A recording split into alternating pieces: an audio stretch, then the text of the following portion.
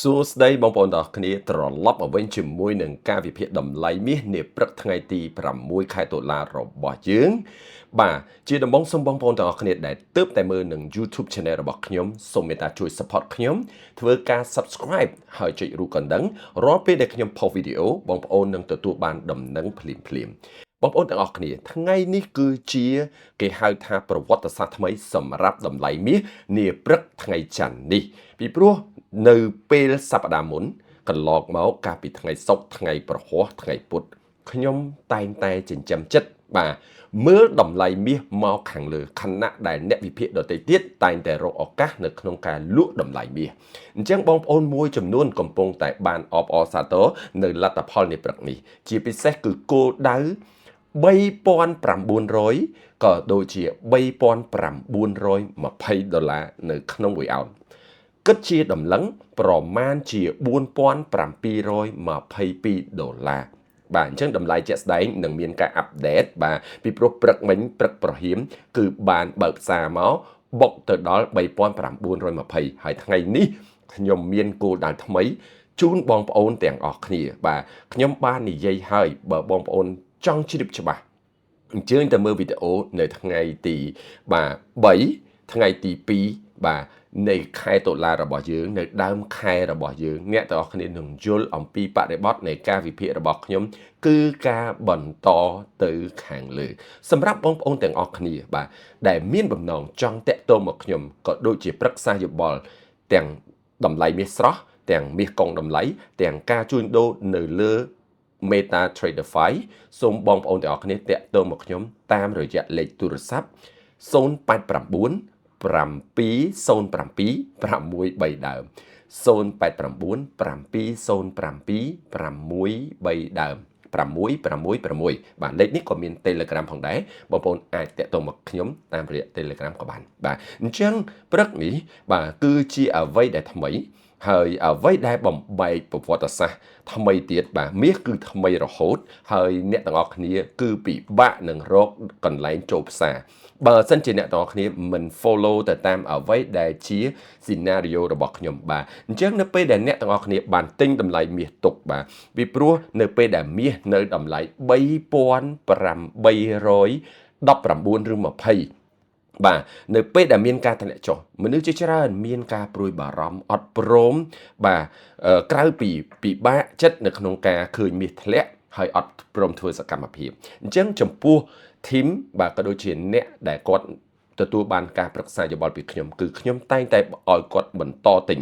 បាទទាំងមាសស្រស់បាទខ្ញុំឃើញថាបងស្រីបាទអ្នកមីងបាទលោកពូមួយចំនួនដែលបានគាត់ call មកខ្ញុំតាក់ទងមកខ្ញុំគឺគាត់សួរខ្ញុំថាអាចទិញបានបាទខ្ញុំគឺគិតថាទិញបានរហូតពីព្រោះមាសវាស្ថិតនៅក្នុងលេខ round number ថ្មីបាទអញ្ចឹងឥឡូវនេះគឺប្រវត្តិសាស្ត្រនៃ3,900អញ្ចឹងការជួញដូរនៃ3,900ឥឡូវនេះព្រឹកនេះខ្ញុំ post តែប៉ុណ្្នឹងយើងឃើញថា3,916ព្រឹកមិញហាយនៅ3,920គោលដៅបន្ទាប់របស់ទីផ្សារគឺ3,950បាទ3,950គឺជាគោលដៅក៏ប៉ុន្តែថ្ងៃនេះខ្ញុំឲ្យលេខសម្ងាត់មួយទៅបងប្អូនគឺ3,944បាទគឺ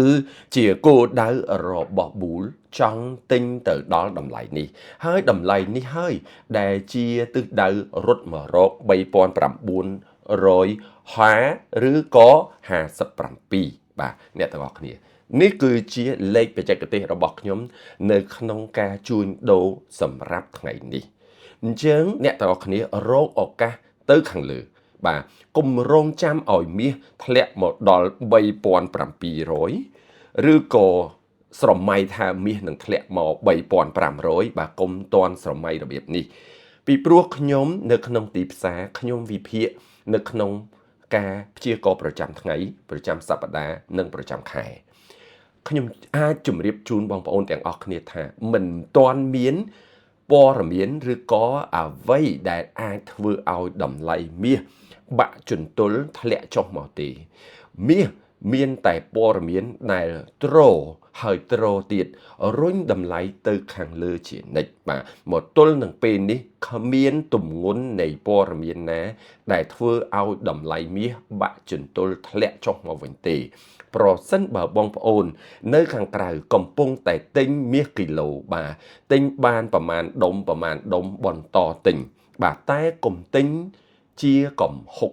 ពីព្រោះយើងក៏មិនច្បាស់100%ដែរក៏ប៉ុន្តែកម្រិតនៃការច្បាស់នៅក្នុងទីផ្សារព័ត៌មាន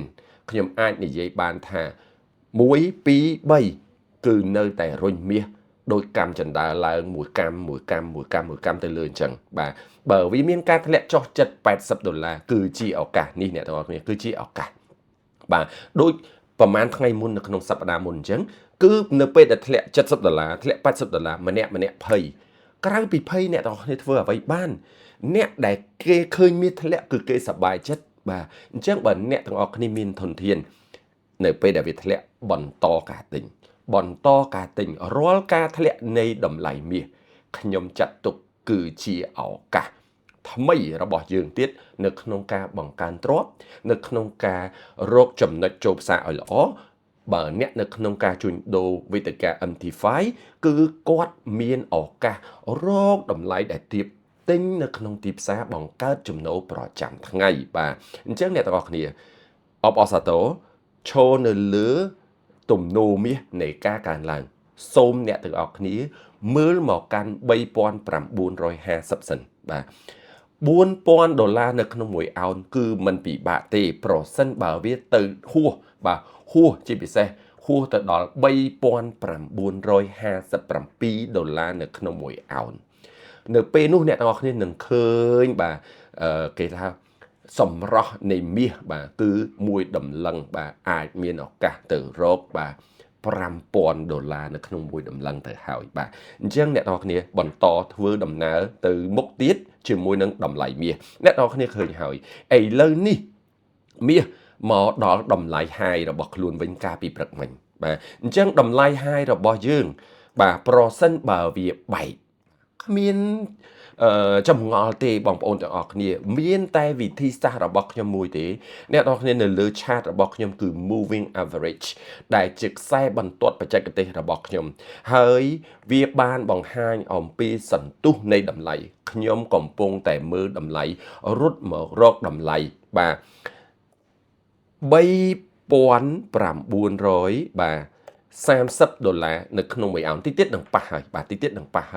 ពីព្រោះវាកំពុងតែបន្តដំណើរទៅលើអញ្ចឹងរាល់ការធ្លាក់ខ្លីៗបាទមកកាន់ moving average របស់ខ្ញុំបាទនឹងមានក្រុមកូនសិស្សរបស់ខ្ញុំក៏ដូចជាអ្នកបច្ចេកទេសរបស់ខ្ញុំបាយបាទអញ្ចឹងអ្នកទាំងអស់គ្នាគោលដៅគឺបាយបន្តខ្លីៗទៅខាងលើបាទបន្តខ្លីៗទៅខាងលើជាមួយនឹង moving average របស់ខ្ញុំទៅខាងលើបាទអញ្ចឹងតម្លៃនឹងធ្វើដំណើរទៅរក$3,944ឬក៏$3,950តែនៅពេលដែលវាទៅដល់44អ្នកនរគ្នាប្រញាប់រំកិល stop loss ឲ្យគៀកបន្តិចបាទបើសិនជាអ្នកនរគ្នាបានទិញបាទបើមិនបានទិញបើបានទិញពីព្រឹកមិញទុកឥឡូវបើបានទិញពី3900ក៏ទុកពីព្រោះតម្លៃចេញពី round number $3,900អញ្ចឹងគោលដៅរបស់វាគឺ$3,950តែទៅដល់$3,944សូមប្រញាប់ take profit ពីព្រោះអ្នកទាំងអស់គ្នា banker គាត់នឹង take profit ដូចគ្នាដែរវានឹងមានសាប drop មកវិញគឺអាចនឹងមាន pullback ធំហើយបានមានការបាយបន្តបាទអញ្ចឹងបងប្អូនទាំងអស់គ្នាសូម take note ប្រយ័ត្នប្រយែងចងចាំលេខ3លេខ944បាទនេះគឺជាលេខសម្ងាត់របស់អ្នកជួញដូរដែលគាត់បានទិញពីតម្លៃ$3,900ឬក៏គាត់បានទិញកាលពីថ្ងៃសុក្រនៅក្នុងចន្លោះ$3,855ទៅខាងលើបាទពីព្រោះ55កាលពីថ្ងៃសុក្របាទគឺជាលេខបច្ចេកទេសជាលេខតម្លៃកណ្ដាល$3,855លេខសម្ងាត់នៅពេលដែលវាឡើងមកដល់39គឺ$3,944បាទតែសូមបងប្អូនទាំងអស់គ្នាកុំចាក់ឆ្នោតបាទនេះមិនមែនជាលេខឆ្នោតទេបាទអញ្ចឹងអរគុណបងប្អូនទាំងអស់គ្នាឥឡូវ ព័ត៌មានមិនមានច្រើនទេបាទព័ត៌មានគឺច្របូកច្របល់នៅពេលដែលមានការប្រែប្រួលនៃកម្លាំងប្រាក់យេនជប៉ុនបាទស្ថានភាពបាទ shut down នៅ government shut down បាទបិទរដ្ឋាភិបាលនៅសហរដ្ឋអាមេរិកភាពគេហៅថា up and down នៃភាគហ៊ុនបាទឡើងចុះនៃភាគហ៊ុនរបស់ជប៉ុនបាទលុយជប៉ុនមានការប្រែប្រួលធៀបជាមួយនឹងប្រាក់ដុល្លារមានកម្លាំងបាទខ្លាំងនឹងខ្សោយពាក់ព័ន្ធជាមួយនឹងការបិទរដ្ឋាភិបាលវិបត្តិសង្គ្រាមភូមិសាស្ត្រនយោបាយនៅរុស្ស៊ីនិងអ៊ុយក្រែនបាទរឿងតម្លៃប្រេងរឿងសេដ្ឋកិច្ចល្អនៅចិនបាទអ្នកនរគ្នាព្រឹកនេះយើងមានព័ត៌មានពីប្រទេសចិនបាទគឺកំពុងតែមានព្រៀបខ្លាំងមែនទែនពាក់ព័ន្ធជាមួយនឹងសេដ្ឋកិច្ចបាទអញ្ចឹងយើងទៅមើលព័ត៌មានសិនដើម្បីកុំឲ្យខ្ញុំនិយាយនៅលើឆាតពិបាកឲ្យបងប្អូនយល់ក៏ប៉ុន្តែគ្រប់រឿងដែលខ្ញុំមើលមកហើយខ្ញុំហ៊ាននិយាយទៅដល់3944 3950នេះគឺខ្ញុំមានព័ត៌មានដែលជាអំណះអំណាងជូនបងប្អូនទាំងអស់គ្នានាព្រឹកនេះតោះយើងទៅមើលទាំងអស់គ្នាបងប្អូនទាំងអស់គ្នានេះគឺជាព័ត៌មានដែលនៅលើបាទគេហទំព័រ Bloomberg គឺជាព័ត៌មានដែលមានប្រជាប្រិយភាពហើយពិភពលោកជាពិសេសអ្នកជំនាញខាងផ្នែកការជួញដូរហិរញ្ញវត្ថុត្រូវតែមើលនៅលើ website មួយនេះ Bloomberg បានចុះផ្សាយអំពីរឿងជាច្រើនពាក់ព័ន្ធជាមួយនឹង Yen បាទពាក់ព័ន្ធជាមួយនឹងជប៉ុនខ្ញុំមិននឹងទៅធ្វើសេចក្តីលម្អិតនៃព័ត៌មានទាំងអស់នោះទេតែខ្ញុំអាចប្រាប់បងប្អូនទាំងអស់គ្នាបានថានេះអ្នកទាំងអស់គ្នាអាចមើល headline មួយនេះបាទគឺក្បាលព័ត៌មានមួយនេះបាទអ្នកទាំងអស់គ្នានឹងអាចឃើញបាទគឺ share របស់អាស៊ីយើងបានរត់ទៅដល់ record បាទមួយនៃជប៉ុនបាទឃើញទេហើយ goal ក៏ rally ដែរអញ្ចឹងវាពាក់ព័ន្ធគ្នានៅក្នុងទីផ្សារហិរញ្ញវត្ថុបាទអញ្ចឹងឲ្យខ្ញុំបញ្យល់នៅក្នុងវីដេអូខ្លីនេះគឺពិបាកបញ្យល់បងប្អូនទាំងអស់គ្នាប៉ុន្តែនៅពេលដែលខ្ញុំឃើញបំរែបំរួលគឺខ្ញុំដឹងថាមានអ្វីពាក់ព័ន្ធជាមួយនឹងមាសពីព្រោះ yen ក៏វាជា safe haven currency គឺជារូបិយប័ណ្ណដែលគេយកមកការពារហានិភ័យដែរអញ្ចឹងនៅពេលដែលវាប្រែប្រួលវាក៏មានទំនាក់ទំនងជាមួយនឹង safe haven asset ដែលជាទ្រព្យដែលការពារហានិភ័យដែរអញ្ចឹងពីរនេះគឺមានទំនាក់ទំនងបាទបើសិនជាចង់ស្វែងយល់អាចមករកខ្ញុំបាទ detail រៀនគឺមានលើសពីហ្នឹងបាទអញ្ចឹងព័ត៌មានទាំងអស់នេះគឺបានជួយគ្រប់គ្រងហើយព័ត៌មានមួយនេះគឺបានបន្ថែមនៅកម្លាំងចិត្តឲ្យខ្ញុំបាទនៅពេលដែលខ្ញុំបានមើលព័ត៌មាននេះខ្ញុំមិនបាច់មើល detail ទេខ្ញុំមើលតែ headline មើលតែចំណងជើងខ្ញុំឲ្យពិន្ទុទៅលើតម្លៃមាសដដែលអ្នកនរគ្នា China Hawk បាទ Hawk បាទគឺ entry បាទមានន័យថារីកចម្រើនបាទអញ្ចឹងទៅលើអីបាទ over Trump push for deal with Beijing អញ្ចឹងបើយើងនិយាយតាមមួយម៉ាត់ទៅគឺមានប្រៀបអញ្ចឹងរាល់អ្វីដែលចិនកំពុងតែមានប្រៀបរាល់អ្វីដែលចិនកំពុងតែមានប្រាក់ចំណូលរាល់អ្វីដែលចិនកំពុងតែធ្វើឲ្យកាន់តែប្រសើរអញ្ចឹងនិយាយចុងក្រោយមួយម៉ាត់គឺសន្មតថាប្រទេសចិនមានចរន្តហិរញ្ញវត្ថុសម្បូរបែបគឺនិយាយស្រួលគឺមានលុយកាលណាចិនមានលុយហេតុអីបានវាពាក់ព័ន្ធជាមួយនឹងមាស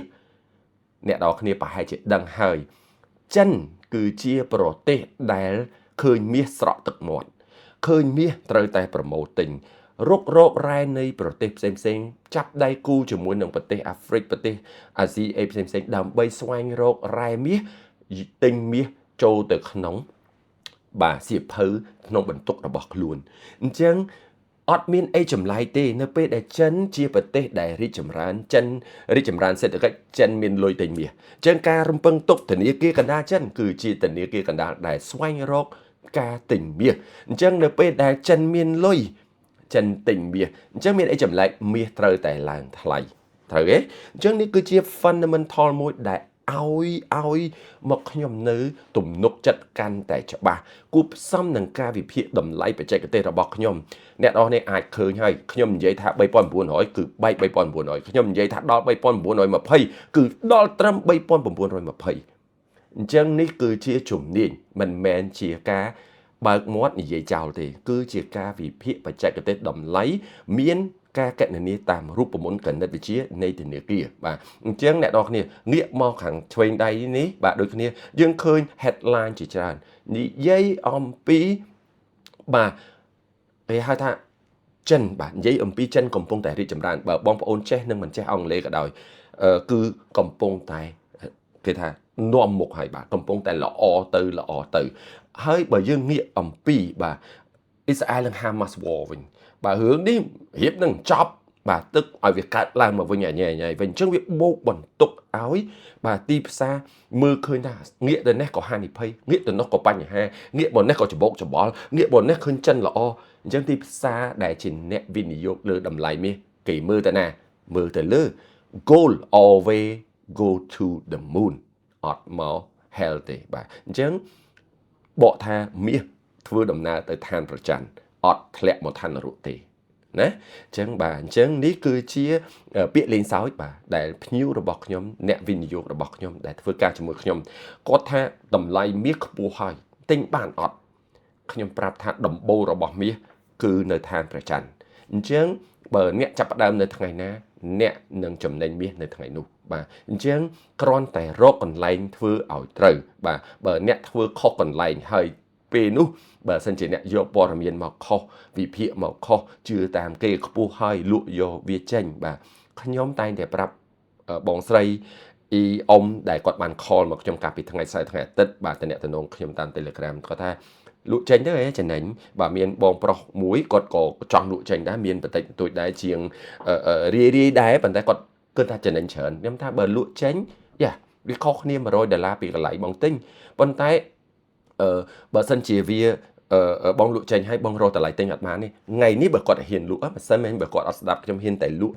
ខុសគ្នាប្រមាណ$នៅក្នុងមួយតលឹងអ្នកនរគ្នានឹងដឹងខ្លួនឯងហើយបាទមាសមូប្រមាណ$ព្រឹកមិញអ្នកនរគ្នាចេះគិតលេខខ្លួនឯងហើយអញ្ចឹង1អោន3920យកទៅចែកនឹង0.83អ្នកនរគ្នានឹងឃើញតម្លៃជាតលឹងហើយ4720ជាង$បាទអញ្ចឹងប៉ុណ្ណឹងបើយើងទៅមើល economic calendar បាទ economic calendar អត់មានអីដែលជាពិបាកមើលទេពីព្រោះអីដកអាព័ត៌មានត្រូវចេញនឹងវាត្រូវរងចាំ confirm បាទពីព្រោះ government shutdown វាដាក់ពាក្យថា tentative បាទចេញទៅជា tentative ទាំងអស់រាល់ទិន្នន័យដែលរដ្ឋាភិបាលមន្ត្រីរដ្ឋាភិបាលប្រមូលហើយជាស្ថាប័នស្ថិតិបាទអញ្ចឹងត្រូវនៅត្រឹងសិនបាទអាចផ្អាកអាចពន្យាពេលឬក៏ cancel data ដែលត្រូវកណនីនឹងចោលមកព្រោះអត់មនុស្សធ្វើការទៅមុខអត់មនុស្សធ្វើការនៅក្នុងជំនាញនឹងទេហើយបិទរដ្ឋាភិបាលនេះប្រវត្តិសាស្ត្រកាលពីជំនាន់អាណត្តិទី1របស់លោកប្រធានាធិបតី Donald Trump មានរយៈពេល1ខែជាងបាទមួយខែតិចតួចបាទអញ្ចឹងឥឡូវនេះតែចាប់ដើមឯងបានមួយអាទិត្យនេះគឺជាអាទិត្យទី2នៃ shutdown អញ្ចឹងយើងរងចាំមើលតើគេហៅថាអ្នកនយោបាយសេដ្ឋកិច្ចសំទោសបាទអ្នកនយោបាយនៅអាមេរិកបាទរវាងគណៈបកប្រជាធិបតេយ្យជាមួយនឹងគណៈបកសាធារណរដ្ឋតើអាចថយម្នាក់មួយជំហានបានដែរឬអត់ដើម្បីអនុម័តទៅលើគម្រោងថវិកាជាតិបាទនៅក្នុងការប្រើប្រាស់ឲ្យមន្ត្រីរាជការបន្តដំណើរហើយជួសជុលនៅវិបត្តិបាទសេដ្ឋកិច្ចវិបត្តិមួយចំនួនបាទរដ្ឋាភិបាលនៅតែដំណើរការក៏ប៉ុន្តែ budget បាទលុយបាទថវិកាជាតិមានកម្រិតបាទអត់អាចចាយលើសខ្ទង់នឹងទេអញ្ចឹង Trump គាត់នឹងធ្វើការកាត់បន្ថយមន្ត្រីរាជការទុកតែស្ថាប័នសំខាន់ទៅដោះស្រាយបញ្ហាសេដ្ឋកិច្ចជាតិជាមួយនឹងប្រទេសដទៃទៀតអញ្ចឹងទុកតែកងទ័ពទុកតែសុខាភិបាលនិងeducation បាទបកថាអប់រំបាទចង់កៀងបាទភាសាអង់គ្លេសបាទអញ្ចឹងអត់អីទេបាទយើងមកមើលតម្លៃវិញថ្ងៃនេះសម្រាប់ economic calendar ប្រើការលែងបានបាទឥឡូវយើងលើកទៀតហើយបាទ non farm payroll អ្នកនរនៅឃើញហើយលើកមកថ្ងៃសុក្រមួយសប្តាហ៍ទៀតហើយក្រែងលោតែក្នុងសប្តាហ៍ហ្នឹងគេចរចាគ្នា non farm payroll អាចប្រែប្រួលបាទ tentative និងបញ្ចេញទិន្នន័យនឹងបាទពីព្រោះធនាគារកណ្ដាលគាត់រងចាំទិន្នន័យនឹងណាស់បាទបើសិនជាបិទមួយខែអត់បានមើលទិន្នន័យនឹងទេអញ្ចឹងគាត់នឹងសម្រេចគោលនយោបាយហិរញ្ញវត្ថុរបស់គាត់នៅខែ11ដោយរបៀបណាពីព្រោះនៅការកាត់អត្រាការប្រាក់ខែ9គាត់សន្យាថានឹងមានការកាត់យ៉ាងតូច2ដងទៀតអញ្ចឹងតើកាត់ដោយរបៀបម៉េចដែលគាត់អត់មានទិន្នន័យមកមើលមកវាស់វែងមកព្យាករមកអនុម័តនៅក្នុងក្រុមបាទខ្ញុំហ៊ាននិយាយណាបាទប្រធានធនាគារកណ្ដាលគ្មានដែនមកយកព័ត៌មាននេះទេប្រសិនបើស្ថាប័នស្ថិតិបាទ BLS បាទ Labor Bureau Labor of Statistics បាទគឺបាទdepartment មួយហ្នឹងគឺអត់បញ្ចេញទិន្នន័យហ្នឹងគឺចប់សពគ្រប់បាទធនាគារកណ្ដាលដូរចងកណាត់ខ្មៅបាទនៅនឹងភ្នែកហើយស្មានដូចតែខ្ញុំអ្នកវិភាគនឹងដែរដូចតែគ្នាទេបាទពីព្រោះគាត់អត់បានឃើញតួលេខគាត់អត់បានយកទិន្នន័យហ្នឹងមកធ្វើតាមរូបមន្តសេដ្ឋកិច្ចរបស់គាត់បាទអញ្ចឹងនេះគឺជាបញ្ហាអញ្ចឹងហើយបានអ្នកវិនិយោគមួយចំនួនគាត់ថាបើអញ្ចឹងដដែលវាជាហានិភ័យទិញមាសទុកសកួរសិនបាទអញ្ចឹងអ្នកទាំងអស់គ្នាយើងទៅមើលតម្លៃថាវាប្រែប្រួលយ៉ាងណាឬក៏វាមិនប្រែប្រួលយើងកាត់វាឲ្យខ្លីខ្ញុំបញ្ញាប់បានបង្ហោះ YouTube ជូនបងប្អូនទាំងអស់គ្នាបាទយ៉ាងណាមិញវាយឺតបាទវីដេអូរបស់ខ្ញុំយឺតប៉ុន្តែអ្នកទាំងអស់គ្នាខ្ញុំមិនអាចធ្វើមុនម៉ោង8កន្លះទេអ្នកទាំងអស់គ្នាបច្ចេកទេសគឺយើងវិភាគផ្សារណាអ្នកទាំងអស់គ្នាតោះយើងទៅមើលទាំងអស់គ្នាបងប្អូនទាំងអស់គ្នានៅតាម direction យើងដដែលអញ្ចឹង follow instruction របស់ខ្ញុំប្រសិនបើទៅដល់បាទតម្លៃ3930មានគេ take profit ធំតម្លាក់ខ្លួនបានទៀបមកឬក៏មិនទៀបអីក៏ដោយអ្នកនរគ្នាមើលភ្នែកមើលបាទ moving average របស់ខ្ញុំពេលដែលវាធ្លាក់មកគៀកដូចអ្នកនរគ្នាអញ្ចឹងឃើញកន្លែងនេះអញ្ចឹងកន្លែងនេះអញ្ចឹងកន្លែងនេះអញ្ចឹងកន្លែងនេះអញ្ចឹងបាទគឺការទិញគឺចេញពីនឹងដូចគ្នាទេបាទហើយបើក្រោមហ្នឹងក៏កាន់តែល្អនឹងទិញបានល្អអញ្ចឹងក្រោមហ្នឹងយកតំបន់ដែលជាបាទលេខបច្ចេកទេសបាទបើវាបាន drop below អាហ្នឹងបាទពីព្រោះលេខហ្នឹងវាថ្មីបាទថ្មីពេកអញ្ចឹងធ្វើឲ្យពេលខ្លះក៏មានការភ័យខ្លាចពេលខ្លះមានរឿងអីតាមបន្តិចគាត់តម្លាក់ខ្លួនលឿនមកហ្មងបាន85នៅក្នុងការធ្លាក់វិញណាអ្នកនរគ្នាទិញទៅបើបានធ្លាក់ទៀតនឹងទិញទៅតំបន់នេះគឺជាតំបន់ buy zone របស់អ្នកនរគ្នាហើយចន្លោះនេះគឺជា buy zone នៅពេលដែលវា drop មកខ្លាំងធ្លាក់មកខ្លាំងអ្នកនរគ្នាសូមបើកការទិញទៅចន្លោះនេះបាទបានពីតម្លៃ800ជាងបាទ3850ជាងអែមណាស់បាទបានខ្លាចតែវាមិនធ្លាក់ហ្នឹងគឺចាប់ផ្ដើមពី3885បើវាមានការធ្លាក់ខ្លាំងដោយសារលេខនេះគឺជាលេខថ្មីថ្ងៃថ្មីដើមអាទិត្យដើមខែបាទអញ្ចឹងវាអាចនឹងមានបញ្ហាដែរក៏ប៉ុន្តែបើអ្នកមិនបន្តទិញគឺអ្នកនឹងស្ដាយក្រោយឥឡូវនេះឱកាសអាចនឹង collapse មកបន្តិចមកហើយអញ្ចឹងអ្នកនរគ្នានេះជាបច្ចេកទេសបើពេលចប់អ្នកនរគ្នាបានមើលវីដេអូរបស់ខ្ញុំបើ moving average របស់ខ្ញុំរត់មកដល់កន្លែងហ្នឹងបាទជាទូទៅមកដល់កន្លែងហ្នឹងអញ្ចឹងអត់មានអីពិបាកទេត្រូវតែទិញទិញតេស្តដំបូងសិនហើយបើវា drop មកដល់លេខរបស់ខ្ញុំទិញមួយទៀតបាទបើវានៅតែអាចធ្លាក់មួយទៀតទិញមួយទៀតឲ្យធំបាទពីព្រោះវាគឺជាតំបន់ដែលគេហៅថានឹងអាចមានឱកាសងើបឡើងទៅខ្លាំងហើយពេលដែលទៅខ្លាំងនោះបាទគោលដៅគឺ3944ឬក៏លេខ round number របស់វា3950នេះគឺជាលេខសម្ងាត់នៃធនាគារដែលគាត់នឹងចាប់ផ្ដើម take profit អ្នកនរគ្នា3944បាទអញ្ចឹងអ្នកនរគ្នាបានសួរខ្ញុំថាហេតុអីបានទិញចិត្តធ្លាក់បាទយើងបើទិញចិត្តធ្លាក់ដោយសារអ្នកដែលគាត់មានលុយធំគាត់រងចាំទិញទៅខាងក្រោមបាទតែក៏គាត់អាចទិញពីខាងលើដែរបាទអញ្ចឹងយើងមើលអត់ដឹងទេលេខកន្លែងដែលឲ្យយើងទិញខ្ញុំមានកណន័យគណិតវិទ្យាហើយអ្នកនរគ្នាទិញនិងមិនទិញជាជំរឿនរបស់អ្នកនរគ្នាតែចុងក្រោយមាសនឹងធ្វើដំណើរមកគោលដៅចុងក្រោយដូចដែលអ្នកនរគ្នាមិនព្រមទិញនៅក្នុងកម្រិតនេះអញ្ចឹងមិនព្រមទិញក្នុងកម្រិតនេះអញ្ចឹងបាទមិនព្រមទិញនៅពេលដែលវាធ្លាក់មកអញ្ចឹងបាទប៉ុន្តែខ្ញុំបាននិយាយឲ្យ3900និង3920អ្នកនរគ្នាទៅមើលវីដេអូមុនរបស់ខ្ញុំបាទនៅក្នុងសប្តាហ៍មុនបាទមុននឹងទៅទៀតគឺខ្ញុំចិញ្ចឹមចិត្តមក3900ធ្លាក់បើអ្នកមិនទិញមានគេទិញបាទអញ្ចឹងកុំបារម្ភពេកយើងអ្នកវិនិយោគមាសត្រូវមានទុនឲ្យសមរម្យនៅការបន្តទិញបើវាធ្លាក់លេខល្អបន្តទិញបាទអូខេមាសសូមគុំចិញ្ចឹមចិត្តរកចំណុចលក់បើអ្នកលក់មាសអ្នកនឹងស្ដាយក្រោយបើអ្នកលក់មាសអ្នកនឹងពិបាករកតម្លៃល្អនៅក្នុងការទិញត្រឡប់មកវិញ